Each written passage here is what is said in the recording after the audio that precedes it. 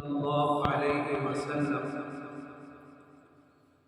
التاجر الصدوق الأمين مع النبيين والصديقين والشهداء أو كما قال صلی اللہ علیہ وسلم۔ اللہ کے رسول صلی اللہ علیہ وسلم نے فرمایا، سچا امانت دار دیانت دار تاجر کل قیامت کے دن نبیوں کے ساتھ، صدیقین کے ساتھ اور شہداء کے ساتھ ہوگا۔ جو تاجر شریعت کی منشا کے مطابق تجارت کرے گا، اس کا حشر نبیوں کے ساتھ، صدیقین کے ساتھ، شہداء کے ساتھ ہوگا۔ یعنی کل قیامت کے دن انہیں اللہ کے نبی صلی اللہ علیہ وسلم اور صدیقین اور شہداء کی رفاقت نصیب ہوگی۔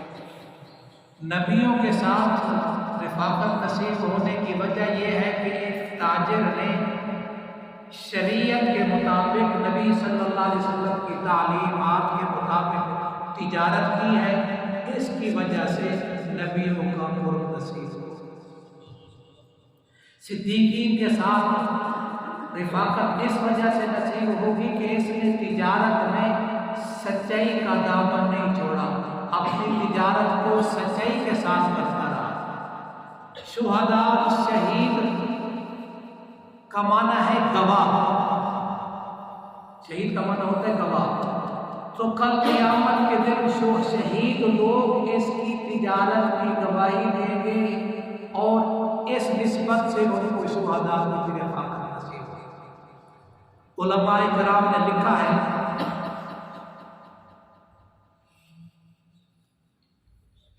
کہ دنیا کے اعتبار سے بھی، یہ تو دین کی بات ہوئی ہے، دنیا کے اعتبار سے بھی تجارت بہت بڑی برکت کا ذریعہ ہے۔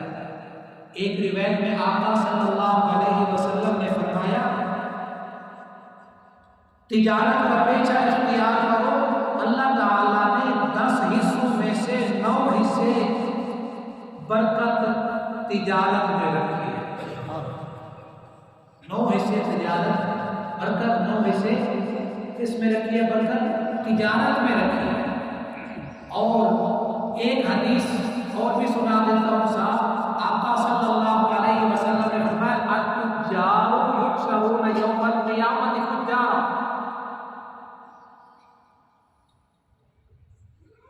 قیامت کے دن فاجر قسم کے تاجر، قیامت کے دن جو فجار ہے نا، جو تجارت کو تعلیمات نبی صلی اللہ علیہ وسلم کی تعلیمات کے مطابق نہیں کرتے، ان کا حشر فجار کے ساتھ ہوگا، گناہگار لوگوں کے ساتھ ہوگا۔ فاجر کہتے ہیں بہت زیادہ گناہ کرنے والے، ان کے ساتھ ہوگا۔ الا، یہاں بھی استثناء کر دیا، من اتقى وبر وصدق، الا من اتقى، جس نے تقوی اختیار کیا، وبر وصدق، نیکی اختیار کی اور سچائی کا دامن نہیں چھوڑا، یہ ان سے بچ جائیں گے۔ حالانکہ تقوی میں ساری چیزیں آ جاتی ہیں، کیونکہ تجارت میں آدمی کو سچائی کا اور نیکی کا بھی خیال رکھنا پڑتا ہے، اس لیے تقوی کے بعد 2 صفات مزید بیان کی ہیں کہ کل قیامت کے دن اگر نیکی، تقوی، نیکی اور سچائی اختیار کرنے والا ہے تو ان کا حشر نبیوں کے ساتھ، صدیقین کے ساتھ ہوا۔ اب تاجر ہے کون؟ یہ بھی ذہن میں سوال ہے کہ تاجر کس کو کہتے ہیں؟ جو شریعت کے مطابق لین دین کرتا ہے وہ تاجر۔ شریعت کے مطابق، دین کے مطابق، دین کی تعلیمات کے مطابق کوئی چیز خریدتا ہے یا کوئی چیز بیچتا ہے، یہ تاجر ہے۔ تو اللہ تبارک و تعالیٰ نے تجارت میں برکت رکھی ہے، لیکن تجارت سیکھنی بھی چاہیے، اور تجارت سیکھ کر سچائی کے ساتھ، امانت داری کے ساتھ۔ ایک اور حدیث میں آتا ہے، التاجر الصدوق الامین المسلم، مسلم کا لفظ بھی ہے، لیکن جو حدیث میں جتنے فضائل ہیں یہ آٹومیٹک ایمان والوں کے لیے، مسلمانوں کے لیے ہے، غیر مسلم تو اس فضائل میں شامل نہیں ہو سکتے۔ اللہ تبارک و تعالی سب کے روزگار میں برکت عطا فرمائے۔ اللہ تبارک و تعالی آپ کو اور آپ کے بیماروں کو صحت عطا